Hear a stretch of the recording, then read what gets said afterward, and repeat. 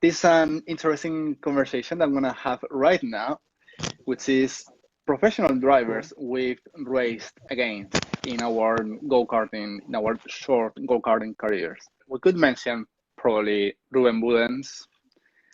Yeah. I mean, we would need to say what defines a professional driver, but Ruben Budens, at least, he's sponsored. I think I might be wrong, but he seems to be sponsored to race in different events. So that would be a good professional driver to mention. And I know I raced against him once, and I was close to beat him, but he was faster than me, obviously. But I know you out qualified him once in the BRKC. Yeah. So that's an interesting fact. Sheer luck. Or sheer luck or skills. Another professional another professional driver we've raced against in the BRKC, or at least I've raced against in another circuit for the BRKC, is Bradley Philpott. I raced against him in the finals in 2016, I think it was. And what was the result? We want to know. I think I beat him. I think I was third ranked Brit in the BRKC of that year. So Bradley Philpott, if he watches the video, maybe he can comment and send another reminder for that. Oh, for what so happened in that quick, race. Bradley is very, very quick. Yeah, he is. Philpott. Yeah. In my case, I once raced against him in the called Oplate BRKC 2018 in South Karting Coast. I took the pole position, so I started first, and then Bradley was second, and then in the race, he made a very good move on me that I didn't expect at all. He was like he kind of dived bomb, but very, very clean. And so then he took the gap, and then I was trying to follow him. I was trying to do the same to him, but he was covering the whole race, and I was on his pace. So that even if I was second to him, I was kind of proud that I could fight against him, because I know how good of a driver he is. Yeah, the thing with racing people, which I do, is I never look up their names. I just look at the heat I'm in, especially with BRKC. I just look at the heat I'm in, have a brief look at the names to see if it's somebody I know, and if it's people I don't know, I don't look them up, because I find if you look up who you are racing and then you realize, oh my god, this guy is an F2 driver, it just works you up. It just makes you more nervous. So it's better not to know. Yeah. I think it was the first race in 2016. I knew I had some good people in it, but I didn't know how good people I had. So I had Annalene Booten. I, of course, knew that name. I had Bjorn Vermeulen. I had Russell Endine. And I had someone else. And I knew about Annalene Booten being Women's World Champion. Yeah. But I didn't know the other drivers. I knew they were Club 100 drivers and some other people, but I had no idea if they were any good or not. So I went into the race. And before the race, I tried talking to this lot, and all of them were like, who's this kid? Who's not good? They sort of said a few words, but didn't actually involve me in any conversation. I was like, yeah, you're not that, we don't know you. You go over there, sort of thing.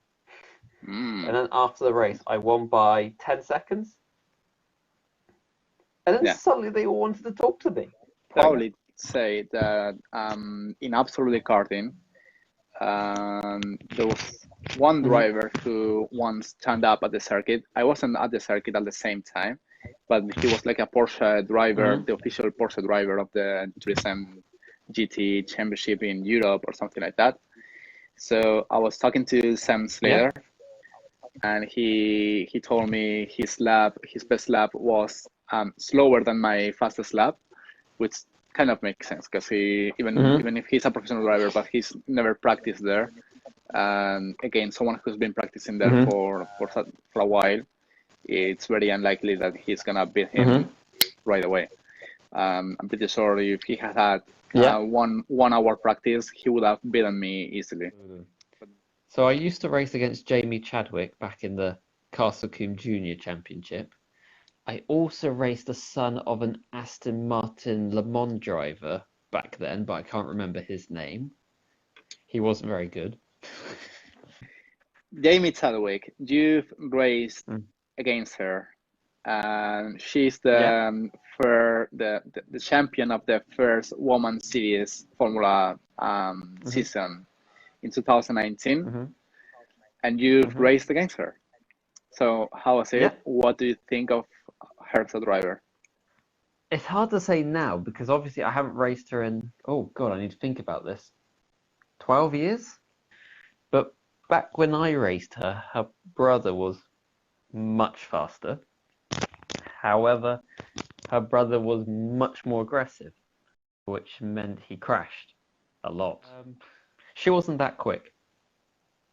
Okay. So she would, with the time sheet at least, she would be near the bottom. However, she was a pain to overtake. She knew exactly how to defend without being dangerous or not racing. She would just defend her line and just make it so hard for you to get past. There's a fine line between being aggressive and then being stupid. Probably Jamie's brother crossed that line. So back at Castle Combe, there used to be scouts who'd come at the end of the season from professional go-karting teams, and they would, people who they thought had potential, they'd give out their card and go, here you go, this is our team, give us a ring and you can join our team for this season.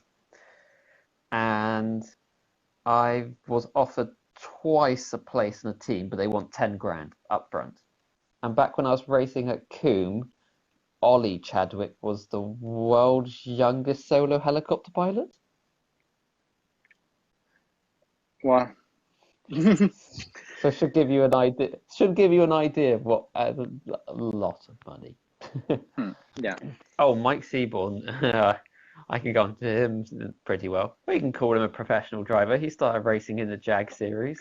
Well, that's true. That's We go on to actually Mike. true. And that's someone I've beaten before in the BRKC. But but yeah, Mike Yeah. Seaborn could be another Mike one in the list. Yeah, Mike I've raced for many, many years. He is bloody good driver. He has not changed his driving style since I started racing him in junior.